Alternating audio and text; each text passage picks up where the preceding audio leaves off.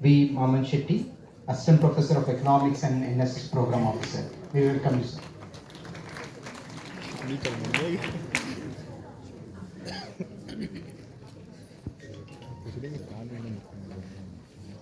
Myself, Dr. Sangappa Maman Shetty, Professor, Department of Economics, Government First Aid College, Chitapura, Kalburgi district. I first of all thanks to the Ajim Premji University and NSS State Cell Bengaluru for the giving an opportunity for the presentation of my PPT here. First of all, ನಾನು ಪ್ರಾರಂಭದಿಂದ ಈ NSS ಎಷ್ಟು ಇಷ್ಟ ಅಂತಕ್ಕಂಥದ್ದು ಹೇಳಕ್ಕೆ ಪ್ರಾರಂಭ ಮಾಡ್ತಾ ಇದ್ದೀನಿ. Student ವಿದ್ಯಾರ್ಥಿ ದಿಶೆಯಿಂದ 1994ರಲ್ಲಿ BAದಲ್ಲಿ ಅಡ್ಮಿಷನ್ ಮಾಡಿಕೊಂಡು ನಾನು NSSದಲ್ಲಿ ಸೇವೆಗೆ ಸೇರಿದ್ದು, PGಯಲ್ಲೂ NSS ಮಾಡಿ ಮತ್ತೆ ಅಪಾಯಿಂಟ್ಮೆಂಟ್ ಆಗಿಯೂ ಸಹ NSS ಆಫೀಸರ್ ಆಗಿ ವರ್ಕ್ ಮಾಡ್ತಾ ಇದ್ದೆ. ಟೀಚಿಂಗ್ ಜೊತೆ ಸಮಾಜ ಸೇವೆ ಮಾಡಬೇಕು ಅಂತಕ್ಕಂಥ ಒಂದೇ ಒಂದು ಉದ್ದೇಶದಿಂದಾಗಿ ನಾನು NSSದಲ್ಲಿ ಪ್ರೋಗ್ರಾಮ್ ಆಫೀಸರ್ ಆಗಿ ಕಂಟಿನ್ಯೂಯೇಷನ್ ಆಗಿ ವರ್ಕ್ ಮಾಡ್ತಾ ಇದ್ದೀನಿ. ಇದರ ಉದ್ದೇಶ ಏನು ಅಂತಕ್ಕಂಥ ನಿಮ್ಗೆ ಗೊತ್ತಿರ್ತಕ್ಕಂಥ ವಿಷಯನೇ. ಶಿಕ್ಷಣದ ಜೊತೆಗಾಗಿ ನಾವೇನು ಸೇವಾ ಮನೋಭಾವನೆ ಮಾಡಬೇಕು ಅಂತಕ್ಕಂಥ ಉದ್ದೇಶದಿಂದಾಗಿ ಎಜುಕೇಶನ್ ಥ್ರೂ ಸರ್ವಿಸ್ ಅಂತಕ್ಕಂಥ ಒಂದು ಕಾನ್ಸೆಪ್ಟ್ ಇಟ್ಕೊಂಡು ಆ ಒಂದು ಪ್ರತಿಯೊಂದು ಕಾಲೇಜ್ಗಳಲ್ಲೂ PU ಕಾಲೇಜ್ನಿಂದ NSS ಯೂನಿಟ್ಗಳಿದ್ದಾವೆ. ಆಮೇಲೆ ಡಿಗ್ರಿ ಕಾಲೇಜ್ನಲ್ಲಿ ಯೂನಿವರ್ಸಿಟಿ ಲೆವೆಲ್ನಲ್ಲೂ NSS ಯೂನಿಟ್ಗಳಿದ್ದಾವೆ. ಅಂಥ ಒಂದು ಯೂನಿಟ್ಗಳಲ್ಲಿ ನಮ್ಮ ಒಂದು ಯೂನಿಟ್ ಒಂದು ಲಾಸ್ಟ್ ಇಯರ್ ನಮ್ಮದು ಸ್ಟೇಟ್ ಅವಾರ್ಡ್ ಆಗಿರ್ತಕ್ಕಂಥ ಒಂದು ಯೂನಿಟ್ ಅಂತಕ್ಕಂಥ ಒಂದು ಹೆಮ್ಮೆ ವಿಷಯಗಳನ್ನು ನಾನು ಹೇಳ ಪ್ರಯತ್ನ ಮಾಡ್ತಾ ಇದ್ದೀನಿ. ನಮ್ಮ ಕಾಲೇಜಲ್ಲಿ ರೆಗ್ಯುಲರ್ ಆಕ್ಟಿವಿಟಿ ಜೊತೆಗಾಗಿ ಸ್ಪೆಷಲ್ ಕ್ಯಾಂಪನ್ನು ಸಹ ಆರ್ಗನೈಸೇಷನ್ ಮಾಡ್ತಾ ಇದ್ವಿ. ರೂಟೀನ್ ಆಗಿ ಇದು ಎಲ್ಲ ಕಾಲೇಜ್ ಮಾಡ್ತಕ್ಕಂಥ ಒಂದು ವರ್ಕ್. ಈಗ ನಮ್ಮ ಕಾಲೇಜ್ಗೆ ಬಂದಂಥ ಒಂದು ಇದರಲ್ಲಿ ನೋಡಿದಾಗ best practices in national service ಸ್ಕೀಮ್ದಲ್ಲಿ ಅಂತಕ್ಕಂಥ ವಿಷಯಗಳನ್ನು ಕೇಳಿದಾಗ ಅಜಿಮ್ ಪ್ರೇಮ್ಜಿ ಫೌಂಡೇಶನ್ದವರು ಒಂದು ಗೂಗಲ್ ಫಾರ್ಮ್ ಅನ್ನು ಬಿಟ್ಟಿರು. ಆ ಗೂಗಲ್ ಫಾರ್ಮ್ದಲ್ಲಿ ಕೆಲವೊಂದು ಕ್ವಶನ್ಗಳನ್ನು ರೈಸ್ ಮಾಡಿದರು. ನಿಮ್ಮ ಒಂದು ಕಾಲೇಜಲ್ಲಿ ಯಾವೆಲ್ಲ ಬೆಸ್ಟ್ ಪ್ರಾಕ್ಟೀಸ್ ಮಾಡ್ತಾ ಇದ್ದೀರಿ ಅಂತಕ್ಕಂಥ ವಿಷಯಗಳನ್ನು ಅವ್ರು ಕೇಳಿದಾಗ ನಾವು ಫಿಲ್ ಮಾಡಿರ್ತಕ್ಕಂಥ ಕ್ವಶನ್ಗಳಿದಾಗ ಕೆಲವೊಂದು 5 ಸ್ಲೈಡ್ಸ್ಗಳನ್ನು ಮಾಡಿ 5 ರಿಂದ 10 ನಿಮಿಷದಾಗ ನಿಮ್ಮ ಪ್ರೆಸೆಂಟೇಷನ್ ಮಾಡಬೇಕು ಅಂತಕ್ಕಂಥ ವಿಷಯಗಳನ್ನು ಅವರು ವ್ಯಕ್ತಪಡಿಸಿದರು. ಇಲ್ಲಿ ನಾನು ಈ ಒಂದು ಬೆಸ್ಟ್ ಪ್ರಾಕ್ಟೀಸಸ್ದಲ್ಲಿ ನಾವು ಮಾಡಿರ್ತಕ್ಕಂಥ ಒಂದು ಫಸ್ಟ್ ಈ ವರ್ಷ ಮಾಡಿರ್ತಕ್ಕಂಥದ್ದು 18th ಸೆಪ್ಟೆಂಬರ್ 2025ದಲ್ಲಿ ಒಂದು ಬ್ಲಡ್ ಡೊನೇಷನ್ ಕ್ಯಾಂಪನ್ನು ಆರ್ಗನೈಸ್ ಮಾಡಿದ್ದೇವೆ. ಆ ಕ್ಯಾಂಪ್ನಲ್ಲಿ ನಮ್ಮಲ್ಲಿ ಟೋಟಲ್ 3 ಯೂನಿಟ್ ಇದ್ದೇವೆ. 2 ಯೂನಿವರ್ಸಿಟಿ ಯೂನಿಟ್ ಅದಾವ, 1 ಸೆಲ್ಫ್ ಯೂನಿಟ್ ಅದಾವ. 110 ವಿದ್ಯಾರ್ಥಿಗಳು, 13 ಸ್ಟಾಫ್ದವರು ಈ ಒಂದು NSSದಲ್ಲಿ ಬ್ಲಡ್ ಅನ್ನು ಕೊಟ್ಟು ಎಷ್ಟು ಒಂದು ಜೀವಕ್ಕೆ 2 ಜೀವವನ್ನು ಉಳಿಸ್ತಕ್ಕಂಥ ಕೆಲಸವನ್ನು ನಮ್ಮ ವಿದ್ಯಾರ್ಥಿಗಳು ಮಾಡ್ತಾ ಇದ್ದಾರೆ. ಅದ್ರ ಉದ್ದೇಶನ ನಾವೇ ಹೇಳ್ತೇವೆ, ನಾಟ್ ಮೀ ಬಟ್ ಯು ಅಂತಕ್ಕಂಥ ಇಂಥ ಒಂದು ಸೋಷಿಯಲ್ ವರ್ಕ್ದಲ್ಲಿ ನಮ್ಮ ಕಾಲೇಜಿನ ವಿದ್ಯಾರ್ಥಿಗಳು ಭಾಗವಹಿಸಿದಾರೆ ಅಂತಕ್ಕಂಥ ಹೆಮ್ಮೆ ವಿಷಯಗಳನ್ನು ನಾವಿಲ್ಲಿ ಹೇಳ್ಬೋದು. ಜೊತೆಗಾಗಿ ಆ ಭಾಗವಹಿಸಿರ್ತಕ್ಕಂಥ ಒಂದು ಸರ್ಟಿಫಿಕೇಟ್ ರೆಡ್ ಕ್ರಾಸ್ ಮತ್ತು ನಮ್ಮ ಒಂದು NSS ಯೂನಿಟ್ ಘಟಕದಲ್ಲಿ ಈ ಒಂದು NSS ಬ್ಲಡ್ ಕ್ಯಾಂಪ್ ಅನ್ನು ರೀಸೆಂಟ್ ಆಗಿ ಆರ್ಗನೈಸ್ ಮಾಡಿರ್ತಕ್ಕಂಥದ್ದು ನೋಡ್ಬೋದು.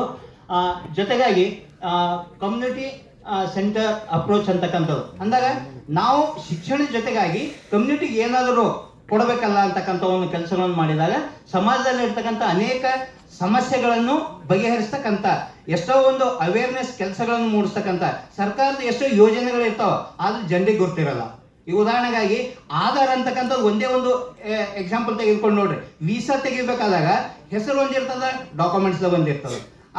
ಈ ರೀತಿಯಾಗಿ ನಮ್ಮ ಪ್ಯಾನ್ದಾಗ ಒಂದಿರ್ತದ, ಡಾಕ್ಯುಮೆಂಟ್ಸ್ದಾಗ ಒಂದಿರ್ತದೆ. ಈ ರೀತಿಯಾಗಿ ಸಣ್ಣ ಸಣ್ಣ ವಿಷಯಗಳನ್ನು ಜನರಿಗೆ ತಿಳಿಸ್ಕೊಡಿಸ್ತಕ್ಕಂಥ ನಾವು ನನಗಾಗಿರ್ತಕ್ಕಂಥ ಒಂದು ಅನುಭವನೆ.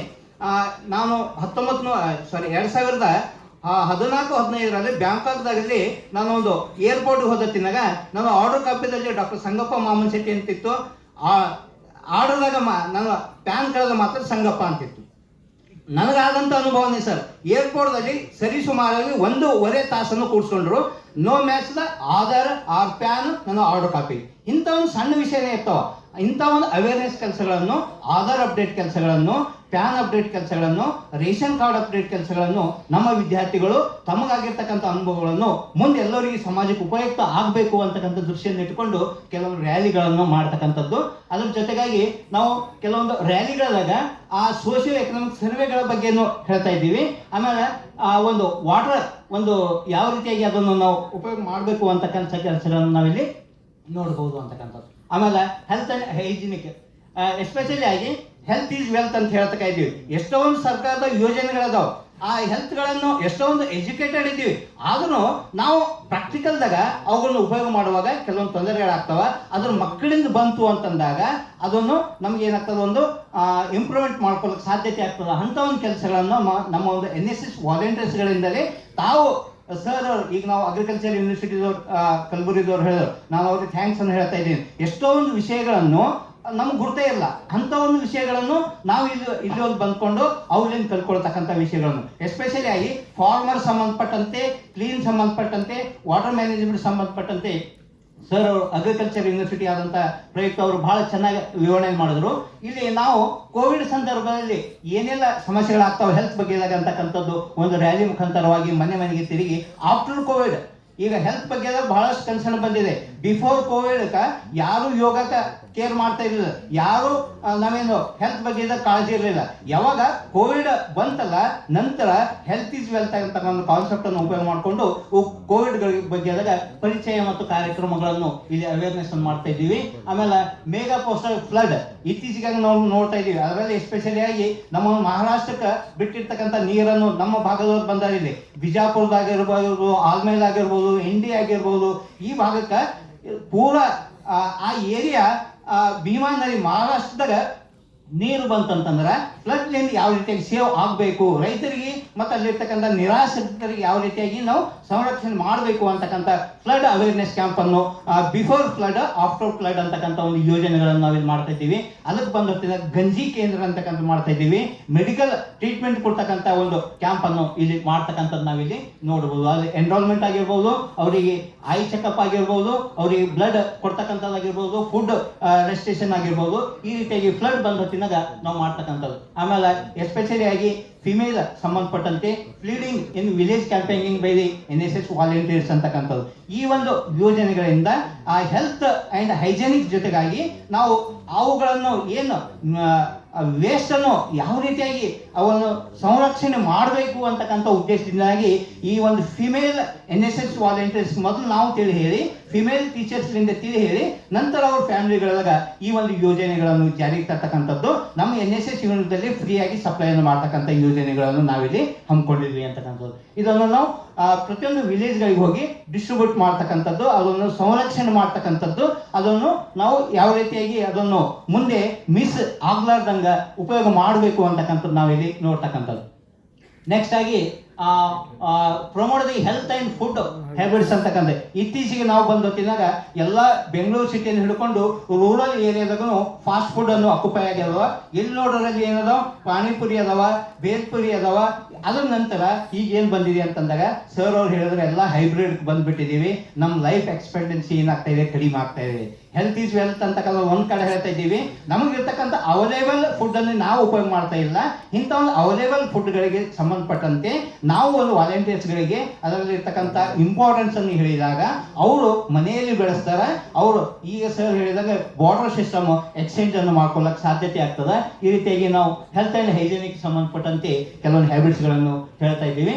ಜೊತೆಗಾಗಿ ಈ ಜಲ ಸಂರಕ್ಷಣೆಗೆ ಸಂಬಂಧಪಟ್ಟಂತೆ ವಾಟರ್ ಸೇವ್ ಮ್ಯಾನೇಜ್ಮೆಂಟ್ ಅಂತಕ್ಕಂಥದ್ದು ಇದು ಸರ್ವೇ ಸಾಮಾನ್ಯವಾಗಿ ನಾವು ಮಾಡ್ತಕ್ಕಂಥ ಒಂದು ಯೋಜನೆಗಳಲ್ಲಿ ಇದು ಒಂದಾಗಿದೆ ಅಂತಕ್ಕಂಥದ್ದು. ಎಸ್ಪೆಷಲಿ ಆಗಿ ಗುಲ್ಬರ್ಗ ಡಿಸ್ಟ್ರಿಕ್ಟ್ದಲ್ಲಿ ನಮ್ಮ ಒಂದು 47-46 ಡಿಗ್ರಿ ಸೆಲ್ಸಿಯಸ್ ಉಷ್ಣಾಂಶ ಇರೋದ್ರಿಂದಾಗಿ ಎಲ್ಲ ಬೋರ್ವೆಲ್ಗಳಲ್ಲಿ ಮಾರ್ಚ್ ಏಪ್ರಿಲ್ ಬಂತಂದ್ರೆ ಎಲ್ಲ ಡ್ರೈ ಆಗಿ ಹೋಗ್ತದವ. ಆ ಇದ್ದಂಥ ವಾಟರ್ಗಳನ್ನು ನಾವು ಯಾವ ರೀತಿ ರೀಸೈಕ್ಲಿಂಗ್ ಮಾಡಿಕೊಂಡು ಮತ್ತೆ ಅದನ್ನು ಉಪಯೋಗ ಮಾಡ್ಕೋಬೇಕು, ಅದರ ಅವೇರ್ನೆಸ್ ಏನು ಅಂತಕ್ಕಂಥದ್ದು ವಿಶ್ವ ಜಲದ ದಿವಸದ ಅಂಗವಾಗಿ ಹಮ್ಮಿಕೊಂಡಿರ್ತಕ್ಕಂಥ ಯೋಜನೆಗಳನ್ನು. ಅದರ ಜೊತೆಗಾಗಿ ವಾಲಂಟಿಯರ್ಸ್ ಮೊಬಲೈಸೇಷನ್ ಆಫ್ ದಿ ಟ್ರೈನಿಂಗ್ ಅಂದಾಗ NSS ಕೇವಲ ನಾವು ಕಲಿಯೋದಲ್ಲ, ಆ ವಾಲಂಟಿಯರ್ಸ್ ಜೊತೆಗೂ ನಾವೇನು ಮಾಡಬೇಕು, ಕೆಲವೊಂದು ಟ್ರೈನಿಂಗ್ಗಳನ್ನು ಕೊಡ್ತಕ್ಕಂಥ ವ್ಯವಸ್ಥೆಯನ್ನು ಮಾಡ್ತಾ ಇದ್ದೀವಿ. ಅವರು ಟ್ರೈನಿಂಗ್ ಪಡ್ಕೊಂಡ್ರು ಅಂತಂದಾಗ ಹಳ್ಳಿಗಳಲ್ಲಿ ಹೋಗಿ ಎಜುಕೇಟೆಡ್ ಅನ್ನು ಮಾಡ್ತಾರೆ. ಯೋಗ ಏನಾರ ಸ್ಕೀಮ್ಗಳಿದ್ವು ಅಂತಂದ್ರೆ ಅದು ಅವೇರ್ನೆಸ್ ಅನ್ನು ತೊಗೊಳ್ತಾರೆ. ಎಷ್ಟೊಂದು ಸರ್ಕಾರಿ ಯೋಜನೆಗಳದಾವ, ಆ ಯೋಜನೆಗಳು ಇನ್ನೂ ಅವರ ಏನಂತ ನಾವು ರಿಯಲ್ ಬೆನಿಫಿಷರಿ ಬಂದು ತಲುಪ್ತಾ ಇಲ್ಲ. ಅವುಗಳನ್ನು ತಲುಪಬೇಕಾದಾಗ ನಾವು ಕೆಲವೊಂದು ಟ್ರೈನಿಂಗ್ಗಳನ್ನು ಹಾಕಿಕೊಂಡು ಕೆಲವೊಂದು ಡಿಪಾರ್ಟ್ಮೆಂಟ್ಗಳ ಜೊತೆ ಟೈಅಪ್ ಅನ್ನು ಮಾಡ್ಕೊಂಡಿವಿ. CDP ಅಂತ ಕರಿತೇವೆ. ಆಮೇಲೆ ನಮ್ಮ BO ಆಫೀಸರ್ಸ್ ಇದ್ದಾರ, ಈಗ ಎಷ್ಟೊಂದು ಅಜಿಮ್ ಫ್ರೆಂಡ್ಲಿ ಯೂನಿವರ್ಸಿಟಿ ಸ್ಕೀಮ್ಗಳದಾವ, ಅವರು ಬಿ ಆಫೀಸ್ ಜೊತೆ ಟೈಅಪ್ ಅದಾರ. ಅವ್ರು ಕೊಡ್ತಕ್ಕಂಥ ಯೋಜನೆಗಳನ್ನು ನಮ್ಮ ಒಂದು ಜನರಿಗೆ ತಿಳಿಬೇಕಾದಾಗ ನಾವು ಅವ್ರ ಬಗ್ಗೆ ಇದ್ದಾಗ ನಾವು ಟೈಅಪ್ ಅನ್ನು ಮಾಡ್ಕೊಂಡೇವೆ ಅಂತಂದಾಗ ನಮ್ಗೆ ಗೊತ್ತಾಗ್ತದೆ. ಆಮೇಲೆ ಎಸ್ಪೆಷಲಿ ಕಾರ್ಪೊರೇಷನ್ ಜೊತೆಗೆ ನಾವು ಟೈಅಪ್ ಅನ್ನು ಮಾಡ್ಕೋ. ಕ್ಲೀನ್ ಬಗ್ಗೆದಾಗ ಹೇಳ್ತಾ ಇದೀವಿ, ಎಷ್ಟೊಂದು ಫ್ರೀ ಅನ್ನು ಕೊಡ್ತಾರೆ, ನಾವು ಕಾಲೇಜ್ಗಳಲ್ಲಿ ತಂದು ಇಡ್ತಾ ಇಲ್ಲ. ಮೆಡಿಸಿನ್ಸ್ ಸಂಬಂಧಪಟ್ಟಂತೆ ಹೆಲ್ತ್ ಡಿಪಾರ್ಟ್ಮೆಂಟ್ ಜೊತೆ ಟೈಅಪ್ ಅನ್ನು ಮಾಡ್ಕೋಬೇಕು. ಈ ರೀತಿಯಾಗಿ ಮಾಡ್ಕೊಂಡಾಗ ನಮ್ಮ ಒಂದು ವಾಲಂಟಿಯರ್ಸ್ಗಳಿಗೆ ಅನುಕೂಲ ಆಗ್ತದ ಅಂತಕ್ಕಂಥದ್ದು. ಜೊತೆಗಾಗಿ ನೀಡ್ಸ್ ಫಾರ್ ದಿ ಅಸೆಸ್ಮೆಂಟ್ ಅಂತಕ್ಕಂಥ ಸಂಬಂಧಪಟ್ಟಂತೆ ಇದಕ್ಕೆ ನಮ್ಮ ಇರ್ತಕ್ಕಂಥ ಯೋಜನೆಗಳನ್ನು ನಾವು ಜಾರಿಗೆ ತರಬೇಕು. ಇನ್ನು ಅನೇಕ ಒಂದು ಸೋಷಿಯೋ ಎಕನಾಮಿಕ್ ಸರ್ವೆ ಇತ್ತೀಚೆಗಾಗಿ ಕರ್ನಾಟಕ ಸರ್ಕಾರ ಒಂದು ಜಾತಿ ಗಣತಿ ಸಮೀಕ್ಷೆಯನ್ನು ಮಾಡ್ತಾ ಇದೆ. ನಮ್ಮಲ್ಲಿ ಟ್ರೈನಿಂಗ್ ಇನ್ಸ್ಟಿಟ್ಯೂಟ್ ಇದೆ. ನಮ್ಮಲ್ಲಿ ನಮ್ಮ ಚಿತ್ತಾಪುರ ಕಾಲೇಜಲ್ಲಿ 400 ಜನರಿಗೆ ಟ್ರೈನಿಂಗ್ ಅನ್ನು ಕೊಟ್ಟರೆ, ಎಸ್ಪೆಷಲಿ ಪ್ರೈಮರಿ ಟೀಚರ್ಸ್ಗಳಿಗೆ. ಆ ಟೀಚರ್ಸ್ ಜೊತೆಗಾಗಿ ನಮ್ಮ 200 ವಿದ್ಯಾರ್ಥಿಗಳಿಗೆ ಅವ್ರಿಗೆ ಏನು ಮಾಡಿದ್ವಿ, ನಾವು ವಾಲಂಟಿಯರ್ಸ್ ಆಗಿ ಲಿಸ್ಟ್ ಅನ್ನು ಕೊಟ್ಟಿವಿ. ಆ ಒಂದು ಟೀಚರ್ ಜೊತೆಗಾಗಿ ನಮ್ಮ ವಾಲಂಟಿಯರ್ಸ್ ವಿದ್ಯಾರ್ಥಿಗಳು ಹೋಗಿ ಆ ಸರ್ವೆಯಲ್ಲಿ ಭಾಗವಹಿಸ್ತಾ ಇದ್ದಾರೆ. ಇದು ಅಪ್ ಟು ಈಗ ನಡೀತಕ್ಕಂಥ ರೀಸೆಂಟ್ ಇರ್ತಕ್ಕಂಥ ಒಂದು ಪ್ರೋಗ್ರಾಮ್ನಲ್ಲಿ ನಮ್ಮ 200 NSS ಸ್ವಯಂ ಸೇವಕರು ಭಾಗವಹಿಸ್ಯಾರ ಅಂತಕ್ಕಂಥದ್ದು ನಾವಿಲ್ಲಿ ಹೇಳ್ಬೋದು. ಜೊತೆಗಾಗಿ ಡಾಕ್ಯುಮೆಂಟ್ ಅಂಡ್ ವ್ಯಾಲ್ಯೂಯೇಷನ್ಸ್ ಅಂತಕ್ಕಂಥದ್ದು, ನಾವು ಕೇವಲ ಎಷ್ಟೊಂದು ಕೆಲಸಗಳನ್ನು ಮಾಡ್ತಾ ಇದ್ದೀವಿ ಅಂದ್ರೆ ಡಾಕ್ಯುಮೆಂಟೇಶನ್ ಏನು ಮಾಡಂಗಿಲ್ಲ. ಎಷ್ಟೋ ವರ್ಕ್ ಮಾಡ್ತಾ ಇದ್ದೀವಿ, ಡಾಕ್ಯುಮೆಂಟೇಶನ್ ಏನು ಮಾಡಂಗಿಲ್ಲ.